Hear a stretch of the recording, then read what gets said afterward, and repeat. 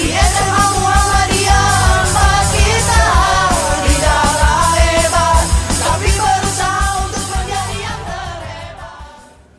Assalamualaikum warahmatullahi wabarakatuh. Perkenalkan, nama saya Naya Aulia Pratiwi dari kelas 11 IPS 1.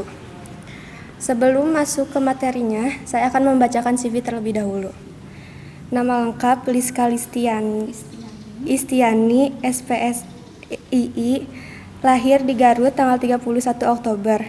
Alamat Ujung Berung, nomor handphone 08211 558 2516. Pendidikan terakhir S1 Psikoterapi dengan tema belajar dari sudut pandang psikologi dan sekolah ramah anak. Oke, bismillahirrahmanirrahim. Assalamualaikum warahmatullahi wabarakatuh. Terima kasih jawaban salamnya.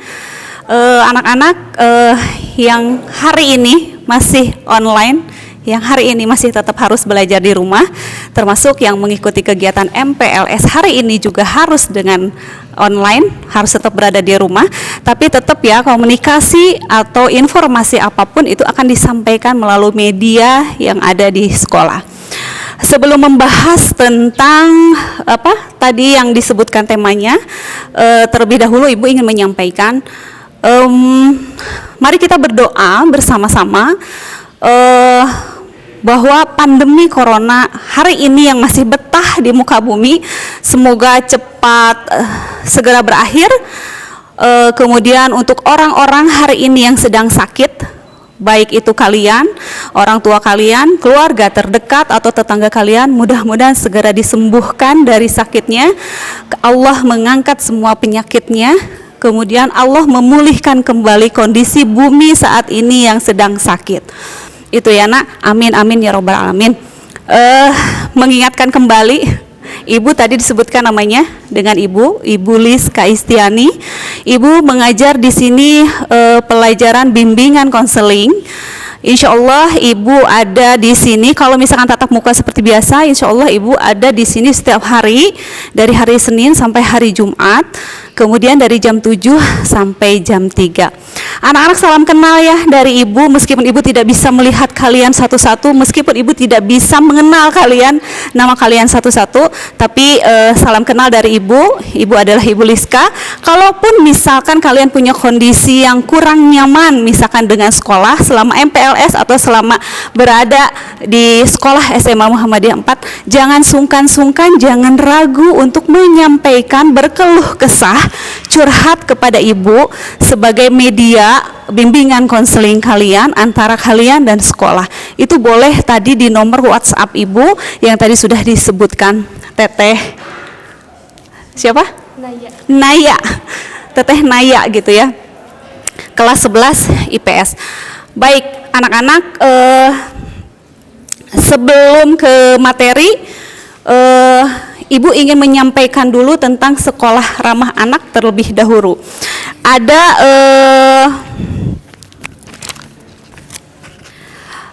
Ada arah kebijakan dari sekolah ramah anak itu. Ada 3 kebijakan dari pemerintah. Yang pertama adalah Undang-Undang Nomor 23 Tahun 2002 tentang perlindungan anak. Yang kedua adalah Undang-Undang Nomor 20 Tahun 2003 tentang pendidikan nasional. Kemudian yang ketiga adalah penyusunan tata tertib yang sesuai dengan konversi hak anak. Sekolah ramah anak itu bukan hal yang baru. Sekolah ramah anak itu sudah lama oleh pemerintah di sekolah-sekolah, baik itu formal, non formal, dan informal. Kenapa sekolah ramah anak? Kenapa anak? Karena anak usia di sekolah itu antara 0 sampai 18 tahun itu masih dianggap anak-anak, maka usia 18 tahun ke atas itu sudah dianggap dewasa. Jadi usia TK, SD, SMP, SMA itu masih dianggap usia anak-anak. Ketika kalian 18 tahun, sudah menginjak 18 tahun, maka kalian sudah dianggap menjadi dewasa. Kalau misalkan kalian melakukan pelanggaran, itu sudah bisa dipasalkan ya, gitu ya. 18 tahun itu karena sudah dianggap dewasa. Meskipun dewasa itu pilihan ya. Jadi kalau misalkan rentang usia itu sampai 18 tahun menurut undang-undang itu dikatakan dewasa. Meskipun secara pola pikir itu tidak bisa dihitung ya, kadang 30 tahun ke atas, kadang bisa usia berapapun itu dikatakan dewasa pola pikirnya. Kemudian apa sih sekolah ramah anak itu? Sekolah ramah anak itu, ibu yakin kalian pun di SMP itu sudah menerima materi sekolah ramah anak, dan ini bukan hal yang baru. Saya yakin juga kalian sudah mendapatkan materi dan sudah tahu tentang sekolah ramah anak itu harus apa saja di dalamnya. Yang pertama adalah pengertian dulu, pengertian dari sekolah ramah anak. Sekolah ramah anak yaitu satuan pendidikan formal, non formal, informal yang mampu memberikan pemenuhan hak dan perlindungan bagi siswa, termasuk mekanisme pengaduan untuk penanganan kasus individual. Ada yang perlu digarisbawahi bahwa sekolah ramah anak itu adalah yang mampu memberikan hak dan perlindungan untuk siswanya. Ya benar, kalian harus mendapatkan hak dan perlindungan dari segenap warga sekolah. Dari pengertian SRA itu artinya bahwa sekolah mempunyai komitmen. Ada 4 komitmen yang harus dipegang oleh sekolah. Bahwa sekolah itu harus aman, bahwa sekolah itu harus nyaman, bahwa sekolah itu harus ramah, dan bahwa sekolah itu harus menyenangkan. Dari 4 poin ini sudah tergambar oleh kalian bahwa sekolah itu harus mempunyai 4 poin itu. Aman, nyaman, ramah, dan menyenangkan. Jadi kalian itu selama belajar di sekolah itu harus merdeka. Tidak boleh merasa tertekan, tidak boleh merasa terpaksa. Jadi harus betul nyaman, menyenangkan supaya kalian itu bisa betah belajar di sekolah, gitu ya. Kenapa sekolah harus punya komitmen 4 poin ini? Aman, nyaman, ramah, dan menyenangkan. Karena sepertiga waktu kalian itu ada di sekolah. Dari 24 jam itu, 8 jamnya itu kalian ada di sekolah.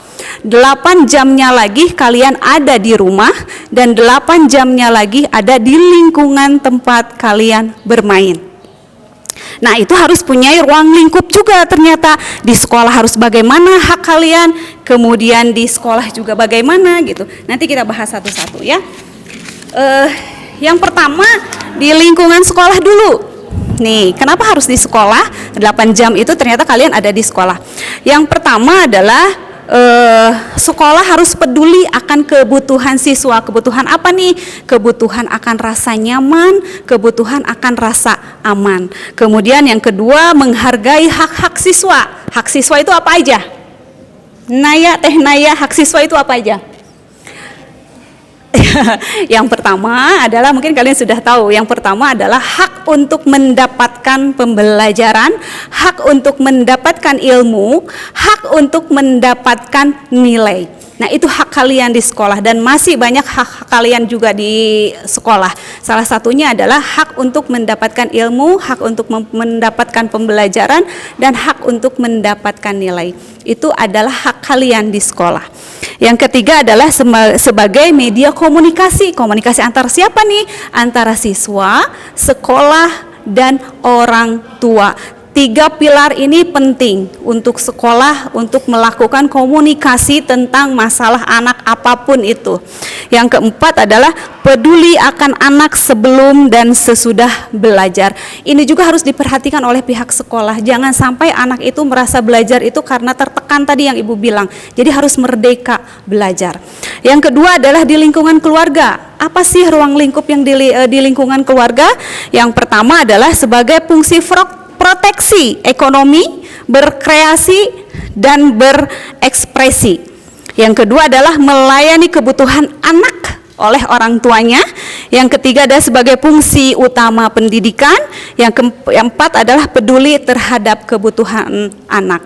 Kemudian yang ketiga adalah di lingkungan masyarakat 8 jamnya lagi. Jadi ketiga pilar ini, masyarakat, sekolah, dan keluarga itu harus saling bekerja sama dan memberikan informasi yang baik. Tetap di ketiga tempat ini anak harus merasa aman, nyaman, menyenangkan, gitu ya. Yang selanjutnya, sekolah ramah anak ini mempunyai konsep mungkin ya, konsep sekolah ramah anak.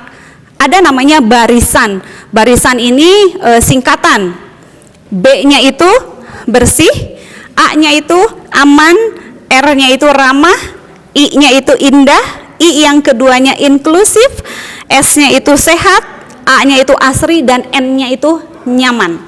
Jadi ada barisan namanya. Konsep sekolah ramah anak itu bersih, aman, ramah, indah, inklusif, sehat, asri, nyaman. Lagi-lagi aman, lagi-lagi nyaman, gitu ya. Jadi memang itu lagi sekolah ramah anak itu harus seperti itu. Jadi kalian harus betul-betul merdeka, jauh dari kata pembulian, jauh dari kata merasa terpaksa. Jadi kalian harus apapun yang menjadi kendala kalian, berceritalah, jangan merasa sendirian.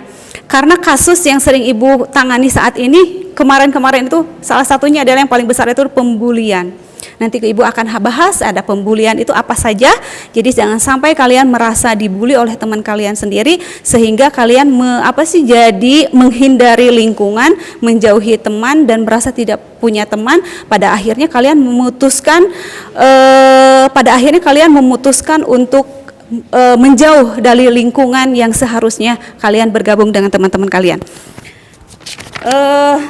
Kenapa harus bersih? Sekali lagi, karena sekolah kita adalah sekolah adiwiyata, sekolah yang harus bebas dari sampah. Jadi ketika kalian melihat sampah itu, siapapun yang membuang sampah itu, jadi kalian otomatis tergerak hatinya untuk membuang sampah ke tempat sampah, gitu ya. Jadi buat adik-adik kalian yang misalkan belum sempat datang ke sekolah, yuk main sesekali ke sekolah, lihat kondisi sekolah kalian, apakah memang bersih seperti apa yang ibu lihat, apakah yang seperti yang ibu katakan, gitu. Jadi mari datang ke sini. Jadi tidak hanya online, sesekali datang ke sini boleh, tapi tetap pada protokol kesehatan, memakai masker, dan kalian wajib cuci tangan di tempat yang sudah sekolah sediakan. Kemudian prinsip dari sekolah ramah anak itu sendiri, yang pertama adalah non-diskriminasi kepentingan. Jadi jangan guru atau siapapun itu jangan membeda-bedakan hak dan kebutuhan anak. Semua siswa itu harus diperlakukan yang sama. Tidak boleh si ieu mah pinter, si ini mah anak orang kaya misalkan gitu. Tidak boleh seperti itu. Jadi hak anak itu tidak boleh dibeda-bedakan, harus sama. Tidak boleh ada diskriminasi kepentingan. Si ini mah diduliin aja nih, si ini mah nanti aja. Tidak boleh. Guru itu tidak boleh seperti itu. Harus sama. Anak si A sampai Z itu harus sama kepentingannya, tidak boleh dibeda-bedakan. Yang kedua adalah prinsip sekolah ramah anak, yang kedua adalah kepentingan terbaik bagi anak, yaitu tadi seperti ibu sudah bilang, ketika apapun yang terbaik untuk anak, yuk bercerita. Ketika kalian punya masalah, yuk bercerita. Karena cerita kalian itu akan membantu setidaknya solusi atau masalah yang sedang kalian hadapi. Kalau misalkan tidak mau sama ibu sebagai guru BK, yuk berceritalah kepada wali kelas kalian, atau misalkan ke guru yang lain yang merasa kalian nyaman dan aman. Ceritanya tidak diceritakan ke orang lain. Kemudian kalau ibu kan maksudnya ketika bercerita ke ibu, berarti ibu akan nanti direspon dengan orang tua. Jadi informasi itu akan disambungkan dengan informasi orang tua dari rumah. Betul nggak si anak itu perlakuan di rumahnya seperti yang diceritakan siswa tersebut. Nanti akan disatukan, nanti akan dirumuskan, nanti ada kesimpulan. Oh, bahwa si anak ini mempunyai masalah itu karena dari A, B, C, D sesuai informasi dari siswa dan orang tua, kemudian lingkungan dia tempat tinggal. Gitu ya. Jadi berceritalah, nah jangan pernah takut, jangan pernah malu. Yuk berceritalah. Boleh WA ibu tadi seperti yang disampaikan oleh Teh Naya, boleh langsung WA ibu kapan aja ya. Kemudian yang ketiga adalah partisipasi anak. Sekolah sangat mendukung apapun yang menjadi prestasi kalian. Misalkan punya prestasi di bidang seni, yuk sekolah sangat mendukung. Prestasi di bidang apapun yang menjadi keahlian kalian, sekolah teramat sangat mendukung kalian. Tidak akan pernah membatasi kebebasan kalian untuk berekspresi, berkreasi. Mangga silahkan gitu ya. Tapi dengan satu syarat, ketika kalian mengikuti lomba atau apapun itu, izin dulu ke pihak sekolah supaya sekolah bisa bertanggung jawab dengan apa yang kalian lakukan. Mengingatkan kembali 3 pilar sekolah ramah anak, yaitu tadi orang tua, murid, sekolah. 3 pilar ini komunikasinya itu harus baik, dan ini yang Ibu lakukan sebagai BK selama ini. Jadi Ibu tidak hanya ke siswa saja komunikasinya, tapi dengan orang tua juga. Ya tadi itu supaya nanti ketemu ternyata titik permasalahannya itu di sebelah mana. Makanya komunikasi antar orang tua, siswa, dan guru itu penting sekali buat Ibu. Kemudian tujuan dari sekolah ramah anak itu sendiri yang pertama adalah mencegah kekerasan terhadap anak dan semua warga sekolah. Yang kedua, ini mencegah kekerasan itu termasuk kekerasan tadi yang sifatnya bullying gitu ya. Ibu akan menjelaskan nanti sedikit tentang bullying di sekolah yang sering Ibu hadapi itu apa saja. Nanti Ibu akan share, Ibu akan ceritakan nanti di sini. Jangan sampai ada lagi bullying yang lain gitu ya. Apa saja sih? Ada yang fisik, ada yang mental, ada yang verbal nanti bullying itu ya. Nanti akan dibahas satu-satu. Ini sesuai dengan apa yang Ibu alami. Jadi bukan karena cerita dari orang lain ya, tapi Ibu yang menganalisa sendiri bullying itu yang terjadi di sekolah ini seperti apa. Nanti akan sedikit Ibu bahas di ujung ya. Kemudian yang kedua adalah menciptakan hubungan antar warga sekolah yang lebih baik, akrab dan berkualitas. Betul banget. Jadi 3 pilar itu komunikasi yang baik antara orang tua, murid, dan yang ketiga adalah pendidikan karakter, pembiasaan ke hal-hal yang positif. Kalau misalkan kita belajar efektif seperti biasanya offline, maka ada kegiatan-kegiatan positif yang sering kita lakukan. Yang pertama, sebelum kalian memulai belajar itu ada pembiasaan untuk mengaji terlebih dahulu 5 sampai 10 ayat atau 15 ayat, tergantung kesepakatan antara kalian mau berapa ayat. Kemudian setiap hari Jumat kita selalu diadakan sebelum mulai belajar itu ada sholat duha, meskipun dilakukan 1 minggu sekali di hari Jumat. Kemudian siangnya itu ada sholat Jumat berjamaah, untuk putri itu ada keputrian. Jadi itu kegiatan di hari Jumat, pembiasaan yang positif. Kemudian itu ada gerakan Hamas mungkin ya buat teteh-teteh yang kelas 11, 12 mungkin ya kalau sekarang. Itu namanya ada gerakan Hamas gitu ya, himpunan amal siswa. Jadi berapapun yang kalian donasikan untuk sekolah, nanti ada tim yang keliling ke kelas dengan sukarela, tidak terpaksa, dengan ikhlas itu memberikan sedikit rezekinya, bukan untuk sekolah tapi untuk kebutuhan siswa-siswi juga. Salah satunya adalah kemarin ada yang rumahnya kebakaran, maka kita donasikan sebagian uang Hamas itu juga untuk membantu keluarganya, rumahnya yang kebakaran. Kemudian salah satunya juga Hamas itu untuk menjenguk siswa yang sakit. Kemudian salah satunya juga untuk misalkan ada orang tuanya yang meninggal, maka uang itu akan didonasikan juga dari uang Hamas itu. Sekali lagi bahwa uang Hamas itu bukan untuk sekolah, tapi untuk kebutuhan siswa juga. Yang keempat adalah mencegah kecelakaan di sekolah yang disebabkan prasarana yang kurang. Insya Allah sekolah SMA Muhammadiyah ini bangunannya bangunan baru semua, jadi secara sarana prasarana memang sangat mendukung semuanya. Insya Allah terhindar akan kecelakaan bencana yang memang tidak kita inginkan. Insya Allah aman, insya Allah gitu ya. Yang kelima adalah anak memiliki wadah dalam mengekspresikan minat dan bakatnya, yaitu tadi sekolah akan mendukung apapun yang menjadi minat bakat kalian. Kalau di sekolah adalah salah satunya dengan ekskul gitu ya. Kalian suka ekskul apa, silahkan pilih ekskulnya, karena di kita banyak sekali. Yang suka nyanyi-nyanyi, ada ya, apa sih namanya teteh ekskul nyanyi itu vokal grup ya, kemudian paduan suara, kemudian buat kalian yang suka basket, olahraga, ada futsal, ada basket, kemudian yang suka apalagi ya ekskul tuh, yang suka panjat tebing juga ada ya, kemudian yang suka apa keagamaan juga ada namanya rindu, kemudian ada juga pramuka, ada juga silat. Maka silahkan ekspresikan kemanapun kalian suka. Kemudian sekolah ramah anak ini apakah bisa berdiri sendiri? Tentu saja tidak. Sekolah ramah ini membutuhkan semua warga sekolah Muhammadiyah 4 untuk menjadi sekolah ramah anak itu yang baik dan sukses. Ini tidak bisa berdiri sendiri, jadi membutuhkan dukungan dari orang lain. Baik, sedikit menyinggung karena keterbatasan waktu, sedikit menyinggung tadi yang Ibu janjikan tentang kasus bullying yang pernah terjadi di sekolah SMA Muhammadiyah 4. Kalau misalkan dipresentasikan itu memang angka presentasinya lumayan, kasus di BK itu yang paling besar, itu kasus bullying dibanding dengan kasus-kasus yang lain.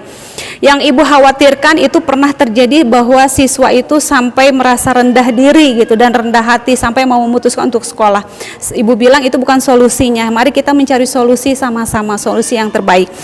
Kalau diklasifikasikan itu jadi jenis bullying yang ada di sekolah itu yang pertama adalah bullying fisik.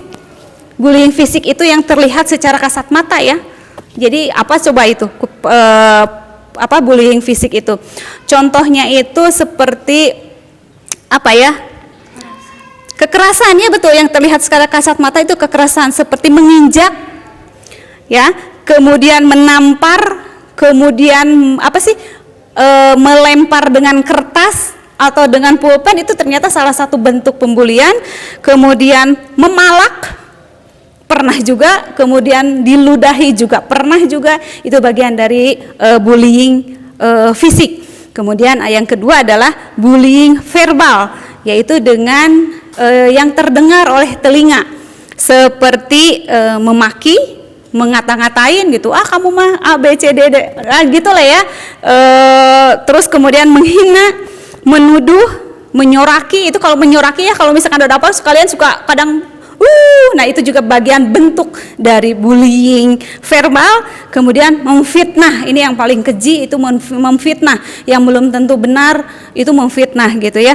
Terus menebar gosip, nah itu juga bagian dari bullying verbal yang selama ini Ibu pernah tangani.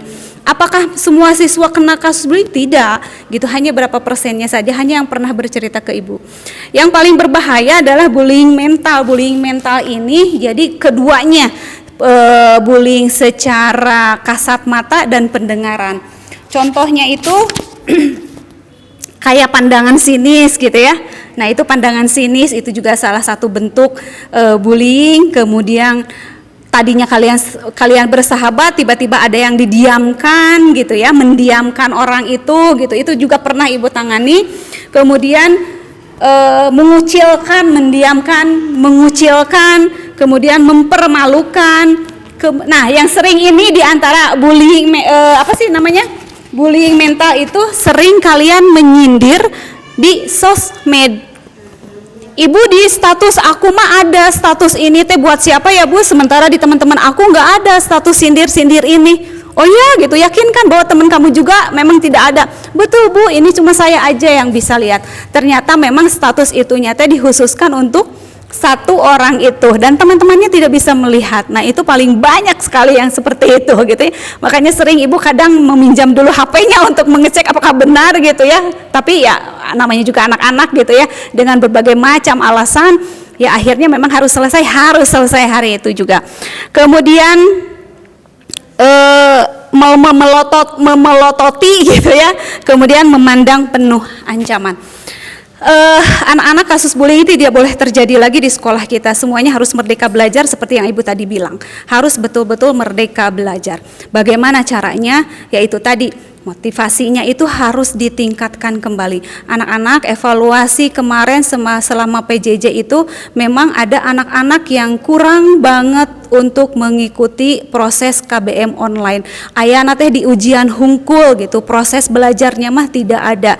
Kenapanya memang ada respon juga dari anak-anak, ada respon juga yang baik dari orang tua. Yuk anak-anak tingkatkan motivasi belajar kalian selama pandemi ini, selama belajar online ini. Yuk rubah misalkan metode belajarnya misalkan yang membosankan. Sesekali kalian boleh meminta ke guru untuk melakukan Zoom meeting atau misalkan aplikasi Google Meet. Itu boleh. So silahkan kalian kalian yang bisa merasakan nyamannya saya belajar itu seperti apa. Yuk kita diskusi, yuk kita sama-sama merubah metode pembelajaran kita mulai sekarang. Yang selanjutnya adalah misalkan medianya apa Ibu? Kalau misalkan medianya hanya cukup di buku atau misalkan hanya cukup LKS kayaknya kurang deh Bu, katanya gitu ya. Kemudian yuk kumaha caranya supaya kalian bisa meningkatkan lagi semangat belajarnya.